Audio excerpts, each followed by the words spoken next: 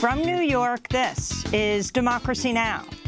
Last week, my attorneys and I filed a claim against Harvard.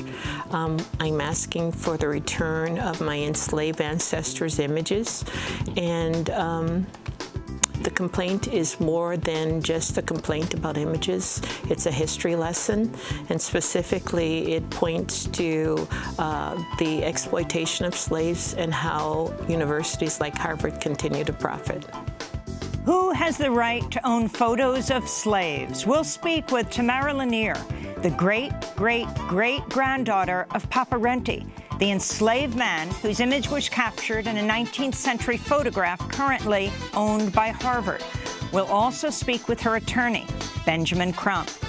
Then Albert Woodfox was the longest-standing solitary confinement prisoner in the United States. He was held 43 years in isolation in a 6-by-9-foot cell until he was released just over 2 years ago. Today, he joins us in studio with his new memoir, Solitary, Unbroken by 4 decades in solitary confinement, my story of transformation and hope. Well, solitary confinement is probably the most brutal form of torture, non-physical torture, because the primary effect is mentally, emotionally.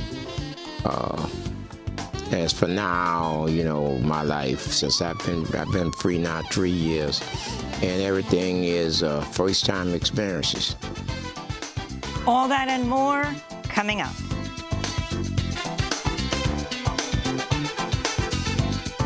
Welcome to Democracy Now!, democracynow.org, The War and Peace Report. I'm Amy Goodman. New York State has announced a sweeping lawsuit against members of the Sackler family, the owner of Purdue Pharma, which makes OxyContin, the highly addictive drug at the center of the opioid epidemic.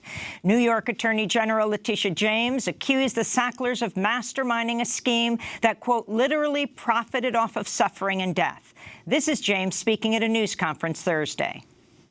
And as Purdue sold more and more opioids, the Sackler family transferred more and more and more wealth to their personal accounts.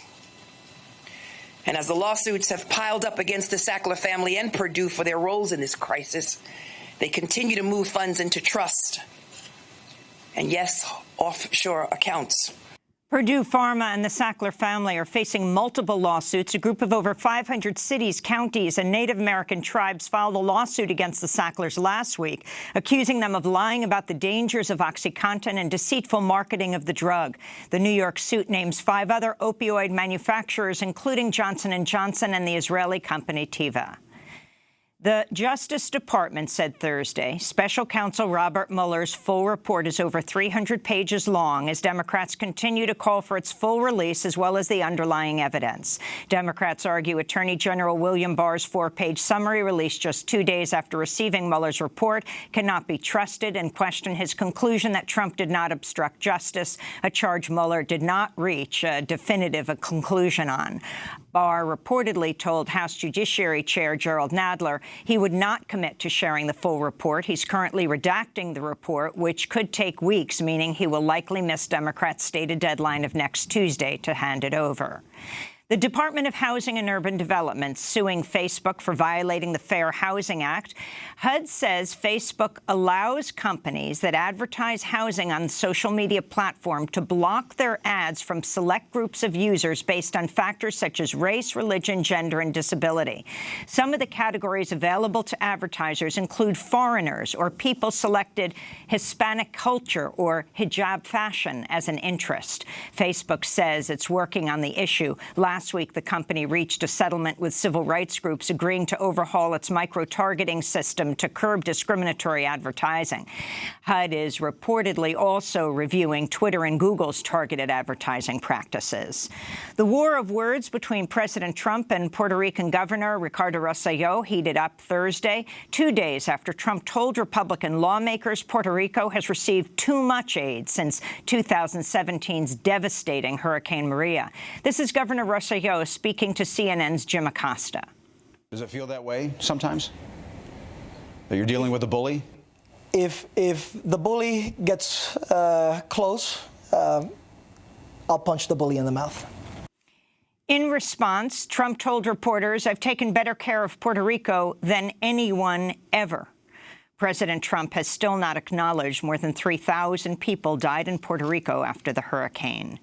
In the Philippines, award-winning journalist Maria Ressa has been freed on bail after authorities arrested her Friday for the second time in 2 months. The arrest stems from charges barring foreign ownership of press, an accusation Ressa denies. Ressa is the founder of the independent news site Rappler and a vocal critic of the Philippines' authoritarian President Rodrigo Duterte and his war on drugs, which has killed thousands of people. Ressa spoke to reporters after her release. You cannot harass and intimidate journalists to silence. We'll stand up and fight against it. And as long as we are a democracy under a constitution which has a Bill of Rights, we will demand our rights be respected. And then tell me. In Venezuela, the government of President Nicolas Maduro has banned opposition leader and self-proclaimed interim President Juan Guaido from running for public office for 15 years. Venezuelan government officials cited irregularities in Guaido's financial disclosures. The opposition leader dismissed the charge and called on his supporters to keep taking to the streets. In Saudi Arabia, authorities temporarily freed 3 of the 11 women activists who were imprisoned on what human rights groups say are trumped-up charges. Among other issues, they were protesting Saudi Arabia's ban on women drivers. Their arrest 10 months ago came just weeks before the kingdom lifted the ban. Some of the women have reported physical and sexual abuse while imprisoned. In Somalia, a car bomb detonated on a busy road by a hotel and restaurants in the capital Mogadishu Thursday, killing at least 15 people and wounding 17 others, according to local reports. Al-Shabaab militants claim responsibility for the attack. This is a witness and Mogadishu residents speaking after the deadly attack. As a mother, it is shocking for me, and I request those behind the explosions to stop. We are crying every day over dead bodies, and it is very hard for us to talk about. The attack comes just days after a car bomb and a gun battle between security forces and al-Shabaab militants killed at least 15 people at a government building in Mogadishu. In news from Egypt, pro-democracy activist and blogger Alaa Abdel Fattah was freed from prison after 5 years. He was convicted of inciting a 2013 protest that broke a law barring public gatherings without government approval. He still faces 5 years probation, which means he will have to spend 12 hours in a police station every night. Just 2 weeks away from the new Brexit deadline, British lawmakers will vote on a framework for Britain's relationship with the European Union through the end of 2020. Earlier this week, Prime Minister Theresa May said she would step down if her deal, which was already rejected twice by lawmakers, passed in Parliament. Lawmakers on both sides fear the failure of today's vote could result in a dreaded no-deal Brexit. United Nations Secretary-General Antonio Guterres warned leaders to come to an upcoming climate summit with concrete plans to stem climate change as the UN presented a new report by the World Meteorological Organization Thursday. Every week brings a new example of climate-related devastation. No country or community is immune. And, as is always the case, the poor and vulnerable are the first to suffer and the worst hit. Global climate marches are sending a clear message. Young people are demanding that today's leaders act on behalf of future generations. I echo that demand. President Trump told reporters Thursday he's reversing a proposed budget cut to the Special Olympics after Education Secretary Betsy DeVos came under fire for requesting government zero out its funding for the 3rd straight year. "I've overridden my people," Trump told reporters. In healthcare news, a federal judge in Washington, D.C. struck down a Trump administration rule enabling so-called association health plans, which allow small businesses to jointly offer less expensive and more restrictive health plans outside the Affordable Care Act. Trump promoted the rule to business owners as a way to circumvent the ACA and save money. The ruling comes just days after the Justice Department argued the ACA should be fully overturned, siding with a Texas judge who declared President Barack Obama's signature health law unconstitutional last December. Wells Fargo CEO Tim Sloan stepping down as the banking giant faces multiple scandals related to its predatory lending practices and misleading and defrauding customers. Senator Elizabeth Warren tweeted in response to the news, quote, "About damn time. Tim Sloan should have been fired a long time ago. He enabled Wells Fargo's massive fake account scam, got rich off it, and then helped cover it up. Now let's make sure all the people hurt by Wells Fargo's scams get the relief they're owed," unquote. Earlier this month, Democratic lawmakers grilled Sloan on consumer fraud, as well as Wells Fargo's relationship to the NRA, private prisons, and the fossil fuel industry. The following day, Wells Fargo increased his salary to $18.4 million, including a $2 million bonus. Maryland has become the latest state to adopt the $15 minimum wage after the legislature overrode Governor Larry Hogan's veto of the bill. Companies must adopt the law by 2025 or 2026 if they have fewer than 15 employees. Maryland's now the sixth state to sign a $15 an hour minimum wage into law. And organizers in Gaza have called for a million-strong demonstration Saturday on the one-year anniversary of the start of the Great March of Return protests at the occupied enclave's separation barrier with Israel. A recent UN report found that 189 Palestinians were killed between March 30th and December 31st last year. Local reports put the total number of deaths at over 200, with thousands of others wounded. Israel has ramped up its military presence in preparation for the demonstration. And those are some of the headlines. This is Democracy Now!, democracynow.org, The War and Peace Report. I'm Amy Goodman. And I'm Juan Gonzalez. Welcome to all of our listeners and viewers across the country and around the world. We begin in Massachusetts, where the descendant of two enslaved people who were captured in mid-19th century photographs has sued Harvard University, accusing the university of unfairly profiting from their images. Tamara Lanier of Connecticut argues in a lawsuit filed this month that she and other descendants of Renty and Delia, two people held in bondage 169 years ago, should hold the rights to their photographs, not Harvard.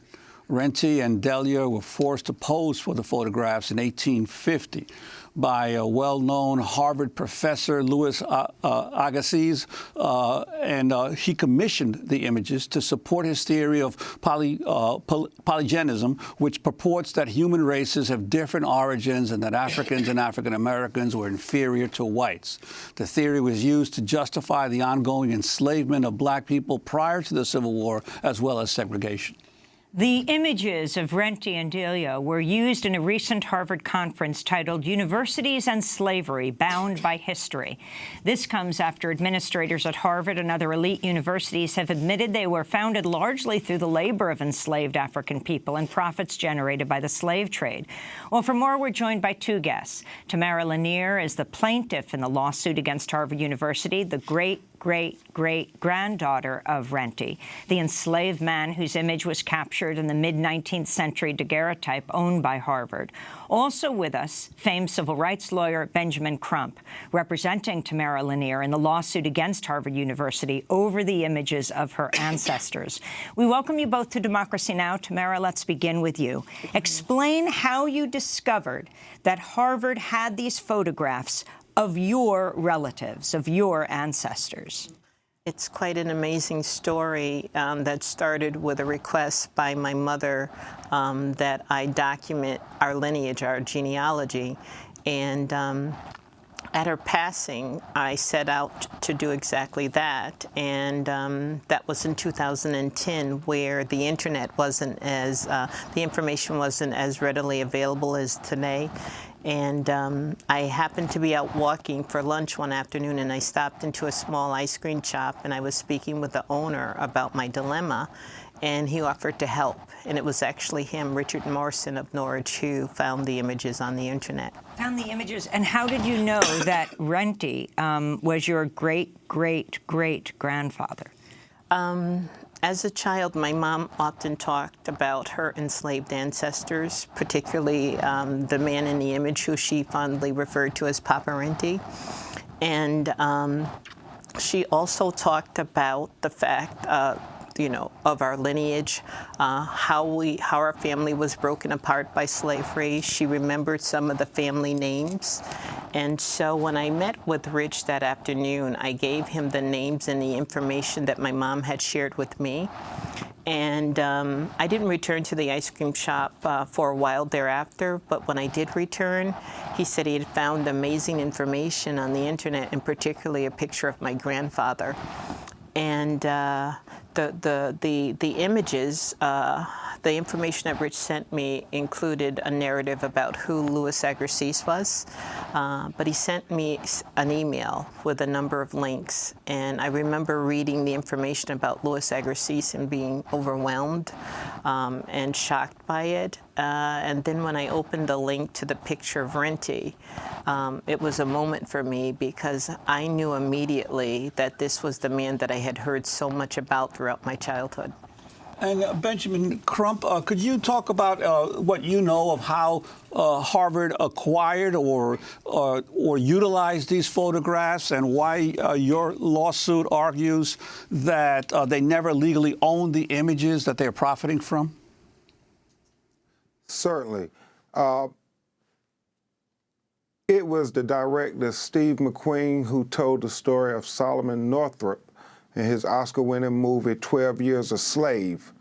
Well, Renty is 169 years a slave, and the basic questions that our lawsuit asks is, one, how long will Harvard continue to condone slavery? And two, when will Harvard University finally free Renty? Harvard University's professor, Louis Agassiz, was a racist. While Abraham Lincoln was talking about Emancipation Proclamation, he was going around the country professing that he could prove scientifically that black people were inferior to white people. He was an equal opportunity bigot because he also fought to keep Jews and people from Ireland out of Harvard University. But in particular, he was focused on black people, proving that they were inferior. And so he wrote all these horrible things about black people to justify the continued enslavement of black people. And he sought to obtain ocular proof.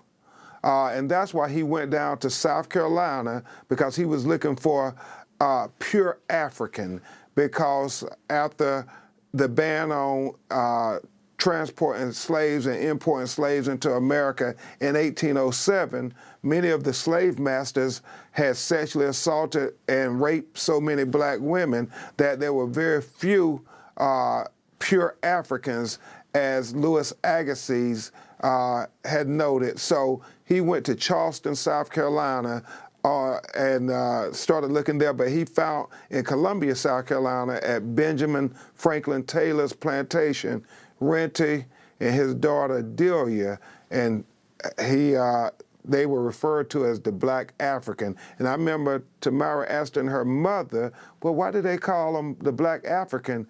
We're all from Africa. She did not know at that time about Louis Agassiz, and that he was referred to as the Black African because everybody knew that he was a pure African, and this is what Louis Agassiz had been looking for to support his racist beliefs. And in terms of how Harvard only discovered these photographs, right? That they were stored in a file cabinet in one of its museums back about 40 years ago. Could you talk about how they've used them since? Yes, sir. Harvard has used the pictures. They've licensed them. These daguerreotypes are very, very valuable. They are the earliest known photographs of American slaves, and some of the earliest known photographs in America using this daguerreotype. And so Harvard licensed them to be used in films. They were seen apparently in the movie Roots, and they've been used in several books. They are located in the Peabody Museum that charges reproduction fees and such. But really, it is priceless to Mara Lanier and her family because they're the lineal descendants. And when Abraham Lincoln and the United States government freed black people in America, we didn't have any land. We didn't have 40 acres and a mule. We at least believed when we were free, we had the right and ownership to our person. And incumbent in that was our image. But Harvard is telling Miss Lanier and her family, no, Renty still belongs to us. He's still our property. And so this lawsuit just isn't about Tamara and the lineal descendants of Renty. It really is about the lineal descendants of all African slaves in America, because slavery was meant to make sure that we had no familiar pedigree, that we could not trace our lineage. That's why they would break up the male and the female after they procreated, and they would take the children from their parents because they did not want us to have a concept of family. They wanted us to think of ourselves only as property. And that's why it's so miraculous what Miss Lanier has done and being able to prove the lineal descendants, of her family, because many of us black people in America, we cannot do that because the primary foundation of slavery was to make sure we couldn't do that when they sold us off and changed our last names to whoever the plantation owner was. In 2016, Harvard University installed a plaque to commemorate 4 enslaved people who lived and worked at Wadsworth House, the one-time home of Harvard presidents. In an article for the Harvard Crimson, then Harvard President Drew Faust wrote, quote, "Slavery is an aspect of Harvard's past that has rarely been acknowledged or invoked, but Harvard was directly complicit in America's system of racial bondage from the college's earliest days," unquote. This is Harvard University former President Faust speaking at the unveiling of the plaque. Today, we will unveil a plaque that will document the presence of 4 enslaved individuals in the households of 2 Harvard presidents who lived in Wadsworth House. Titus, Venus, Bilhah, and Juba lived there too.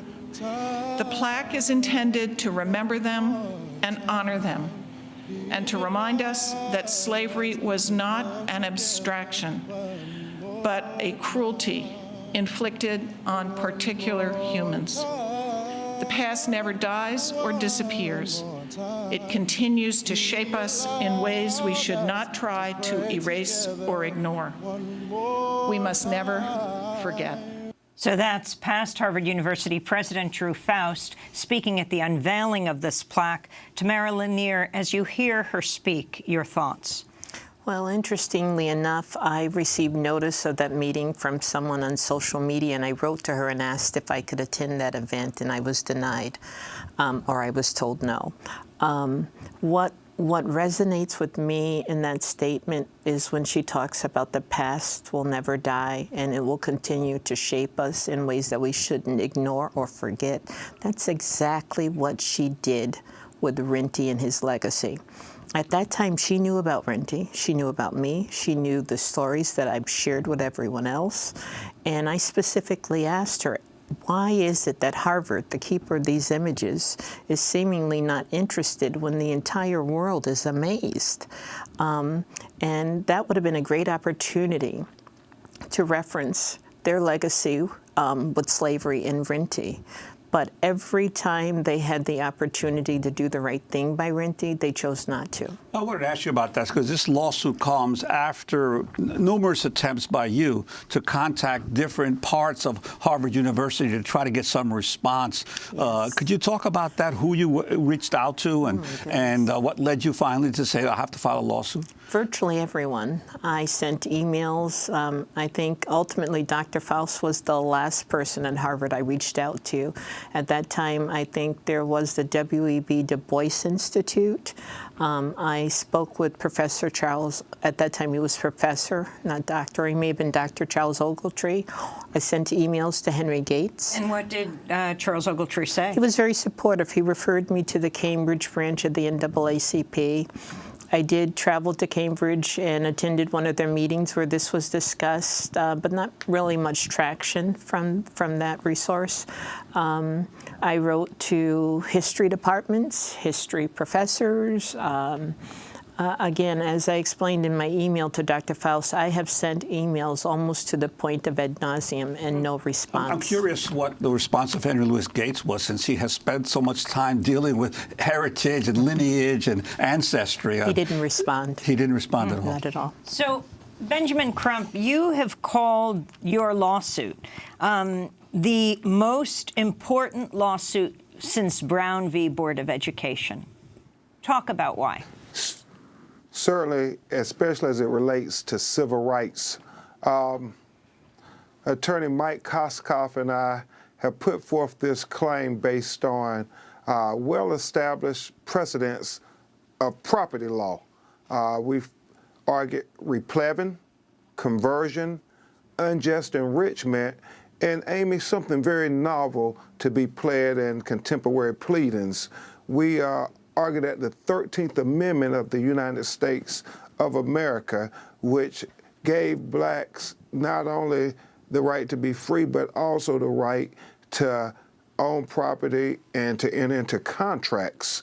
And so when Renty was freed in 1865, incumbent in that was his right to own his own image. This is critical when you think about what Harvard is saying, that we own the rights, not your linear descendants. Black people didn't get any inheritance from any of our family members because we were slaves. We couldn't own anything. And so this lawsuit will speak to many issues that America has never sought to grapple with. They have just assumed that the descendants of Africans should not be given anything for our contributions to this country. Our over 400 years of free labor, building this economy, bearing the cross on our back to make sure that America was able to thrive in the world. And so this lawsuit will speak to that. And if we're successful, it will be the first time that descendants of African slaves are ever given any kind of compensation, any way that the harm is being repaired from slavery. Until Harvard condemns what Agassi did, because they have never done that, there will be a stain on their legacy as one of the world's leading educational institutions. Their alumni diplomas will have a taint on it, and there will always be that asterisk there that they are continuing to condone slavery, because your actions speak louder than your words. And so far, your actions to Tammy Lanier has been outrageous when you think about their dismissive nature to her. Harvard, you're better than this. And in terms of this long history of the country failing to live up to what was done during slavery, this calls to mind the Henrietta Lack story with Johns Hopkins and them benefiting from her cells. It also comes at a time when there's at least a few, for the first time, presidential candidates actually raising the issue of reparations for descendants of slaves here in the United States. I'm wondering if you could put in that broader context of the reparations issue. Certainly, even though this is well-founded in property law, we would be naive to assume people won't see this as a reparations lawsuit. However, we understand that courts don't want to create laws. They leave that for the legislature. But make no mistake about it, it is landmark in its scope, because it will be the first time that descendants of African slaves in America have been compensated in any way, fashion, or form from an American institution. And remember, Harvard is readily believed to be the leading American educational institution with an endowment of $30 billion. These photographs have invaluable meaning to Ms. Lanier, but also to many people who are descendants of slaves. And why should it be locked away at Harvard University? Why shouldn't these daguerreotypes, these photographs, be used to tour the country and be able to talk about these issues of white supremacy that we thought we had overcome, but we know from Charlottesville, Virginia, in recent years that it has been in vogue again to express that white supremacy may not be as bad as we as society has proved it to be by many people, and to have the President of the United States say that there were good people on both sides is even more alarming. It makes Renty's fight even more relevant. And the young people, students all around the country, have been signing petitions and starting to have marches to free Renty. It really heartens me, and it reminds me of what I did in college with Nelson Mandela when we were talking about the need to have an abolishment of apartheid in South Africa. So we take great solace regardless of what happens in the court of law, because they don't always get it right. But we take great solace in knowing that we're on the right side of history, and Harvard is not on the right side of history. Finally, Tamara Lanier, we give you the last word. What do you want to see happen to these photographs? Well, I certainly want to consider all of the options. The one thing that I have talked about with my attorneys and with my family is it's important for me that people know who Renty is, and also who Renty was and who Agassiz was.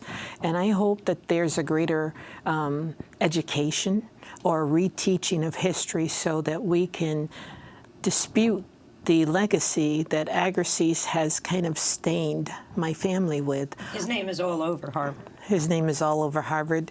His name is all over this country and parts of South Carolina and the world. And I think that that's also an interesting point to share. I'm not only getting support from people all over this country, I'm getting international support. And I heard from a young lady in Helsinki, Finland, the other day where she said the world is watching. And it's because she believes that the United States has never atoned for the sins of slavery. And she believes that this case will be that first opportunity. Well, I want to thank you, Tamara Lanier, for joining us today. She is suing Harvard for the return of the images of her ancestors, her great-great-great-grandfather, Papa Renty, and his daughter, Delia. And thank you very much in Dallas, Ben Crump, famed civil rights attorney, who is representing Tamara. We will follow this case. This is Democracy Now! When we come back, solitary, unbroken by 4 decades in solitary confinement. The story of Albert Woodfox, held in solitary longer than any person in the United States, out after 43 years. Stay with us. I won't jump the fence and wash my face in the creek, but I'm black myself. I want to sweep that gal right off her feet, but I'm black myself. Tired of walking around with no shoes on, but I'm black myself. Your precious God ain't gonna bless me, 'cause I'm black myself. Is he washing the blood of your shadow?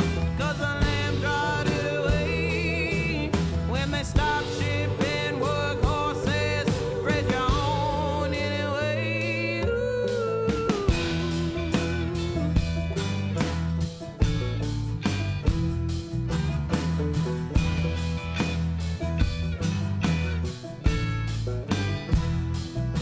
I don't pass the test of the paper bag, 'cause I'm black myself. I pick the banjo up and they stare at me, 'cause I'm black myself. You better lock your doors when I walk by, 'cause I'm black myself. You look me in my eyes, but you don't see me, 'cause I'm black myself.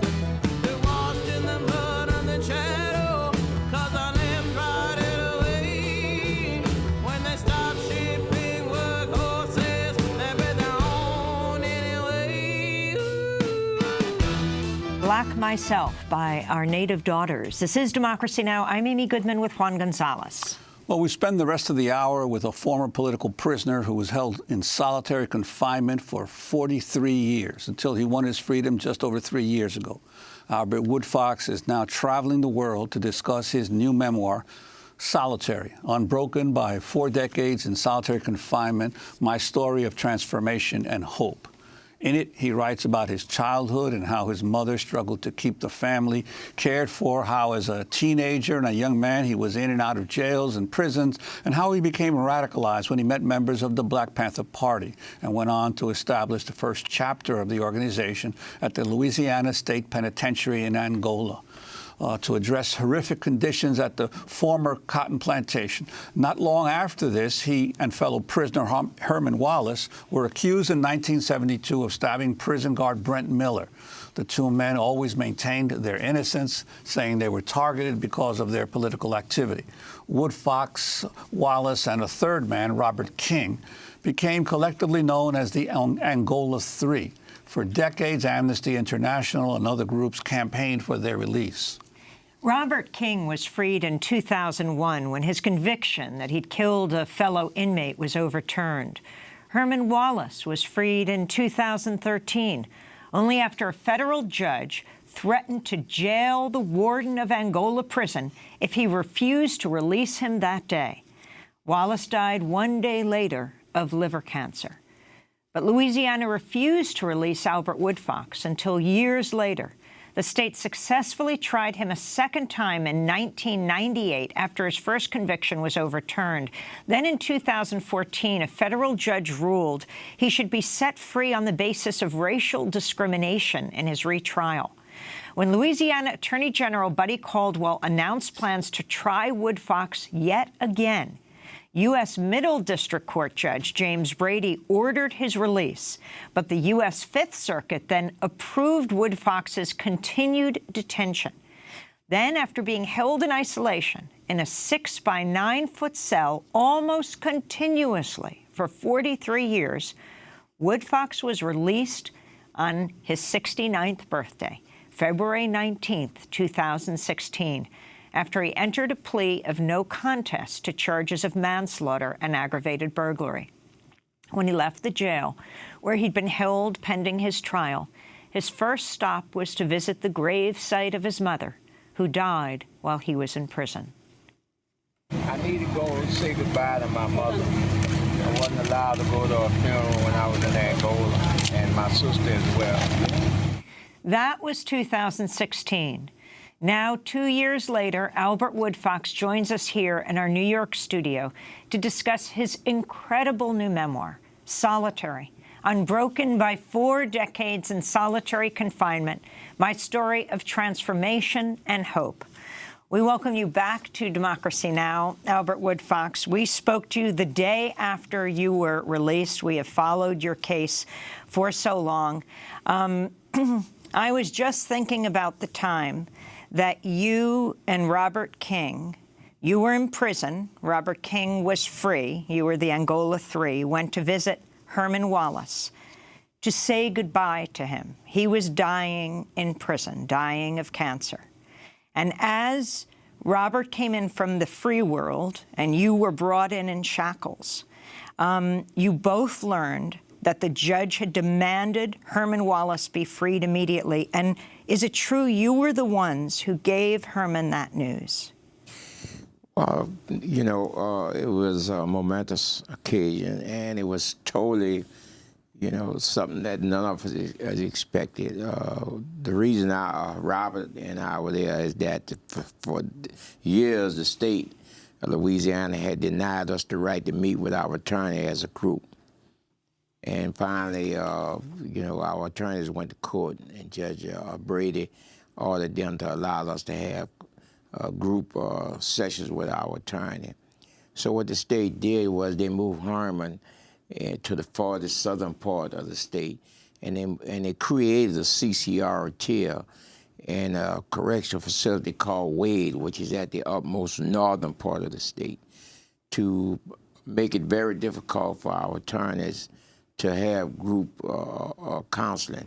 And so as a result of that, I had to travel. It was some 6 or 7 hours each time we had the thing.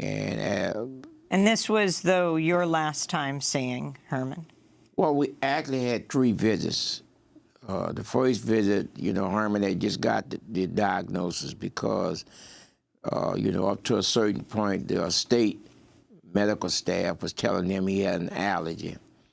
And it was only after our attorneys hired a generic doctor to come in and examine both Herman and I that they transferred him to a hospital in New Orleans, and he got the diagnosis that he had liver cancer. I wanted to go to a clip of Herman, in his own words, describing the impact of solitary confinement on his body. He spoke in phone calls from the prison that were featured in the documentary Herman's House.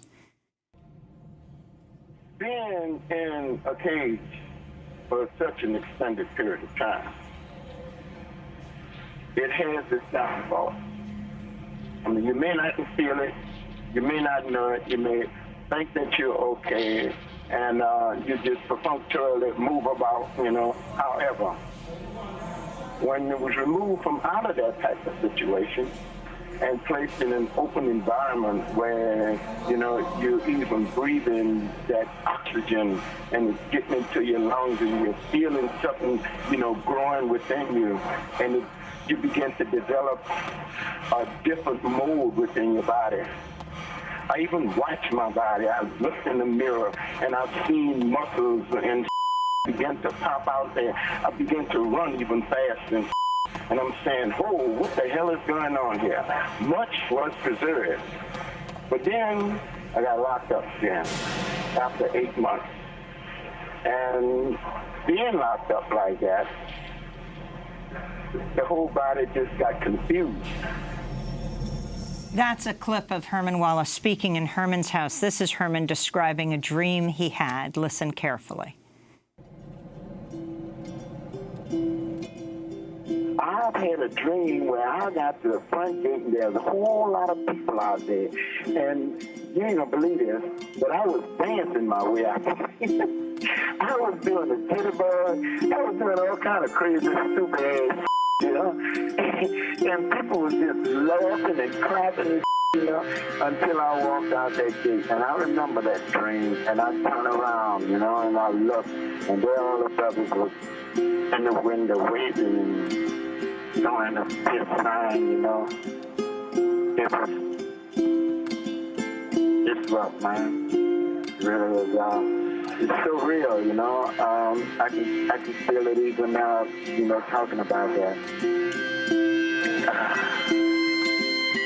That's Herman Wallace describing what it would feel to be free.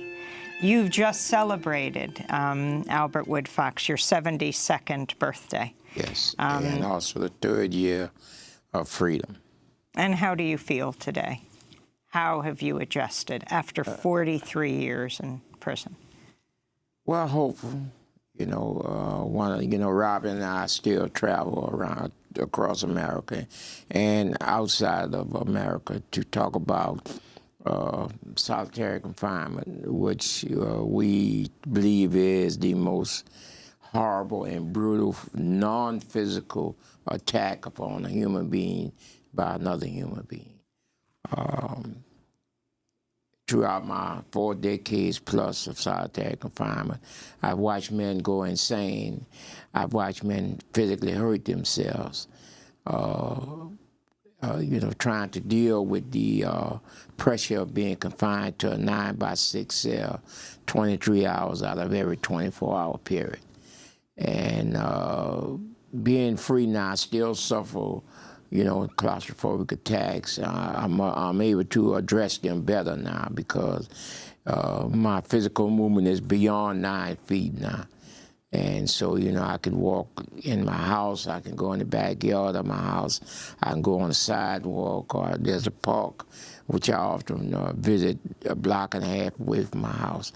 So the only remedy for me when I had claustrophobic attacks was the space, So this has made it easier to deal with I wanted to go back, because your book is really a gripping account, since so much of your life, of your adult life, was spent in and out of jails, and then, of course, in Angola. If you could talk somewhat about your early childhood, and you were, as you begin in the book, you say you were born in the Negro wing of the charity hospital, and talk about your early days in the family, the time you spent with a stepfather who was in the military, so you were traveling around, living in different parts of the country? Yes. Well, I would imagine, my childhood, you're aware of your condition based upon a level of consciousness. And so, my childhood was typical, I would imagine, and because I had nothing to compare it to, I knew better lifestyle. My dad was a career military man. He served in the Navy for 20-plus years, and at some point in time, he was mustered out. He was forced to retire, and being a master chief, and he was in charge of the galleys on an aircraft carrier. He had a great deal of responsibility and respect. But after, and there's the world of military, and there's the world of reality. So after being mustered out, we moved back to a small town in North Carolina, LaGrange, and we lived, and the world of reality began to get in, where he was constantly being disrespected. It was difficult to get a job, thing, and it affected him in a way where he became abusive. And the abuse got to the point where my aunties pleaded with my mom to leave, because she felt as though if we would stay there, he would eventually he might kill her in one of his rages. And so, from that point on, I became, a single parent house. And my mom, was functionally illiterate. She could only read or write and name. But as time went on, and I began to realize that in spite of this handicap, she was one of the most wisest women I had ever known. And even to this day, there's a poem in my book called Echoes. Even to this day, there are times when I'm perplexed by a situation that I can hear echoes of some of the things she would say to me. And she still, serves me as well as she did when I was a child, We're going to come back to this discussion. Albert Woodfox, longest-standing solitary confinement prisoner in the United States, held in a 6-foot by 9-foot cell almost continuously for 43 years, released just over 2 years ago. We'll be back with him in 30 seconds.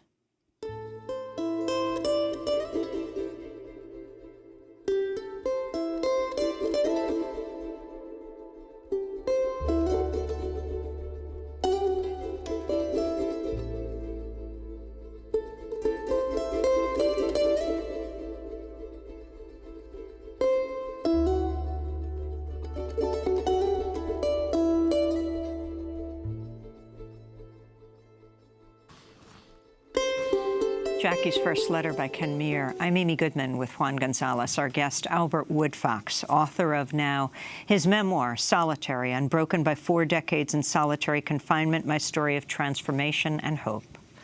Well, Albert, you talked about that your mother eventually left your father, and she moved back to New Orleans, where her family was, and that's where you initially you recount how you got involved in a bunch of petty incidents with police and arrested.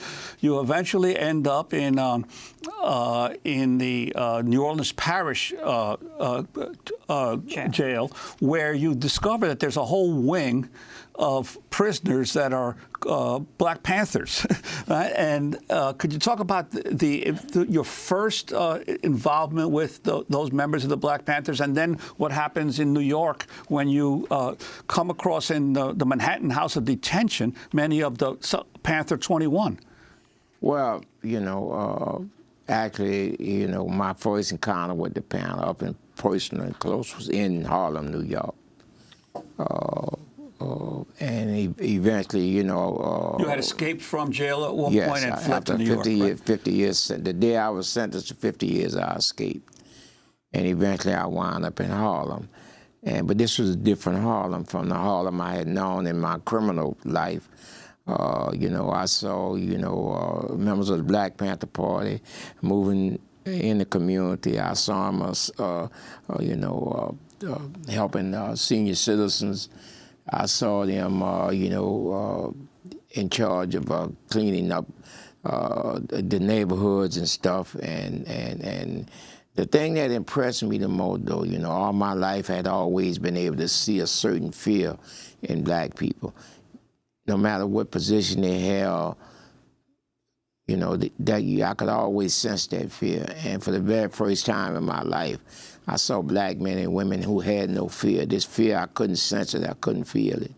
You know, but what I did feel was a sense of pride, a sense of dignity, a sense of dedication. And luckily, you know, a police car was patrolling. And the fear that I normally saw in black people, I saw in these police officers, you know, and so that was quite a, you know, an impact. And eventually I was arrested and was placed in a Manhattan house of detention. And while there, the Panther 21 incident, the shootout with New York police occurred, and 4 members were placed on, I was on the 8th floor in a cell block, and 4 members from that group were placed there, and Panther by the name of Alfred Kane was in leadership position. And the Panthers immediately start to make an impact, you know, in conversations, and so, you know, that was my first real close-up counter with the Panthers. But the turning point in my life, a guy who had come down on appeal had a book called A Different Drummer.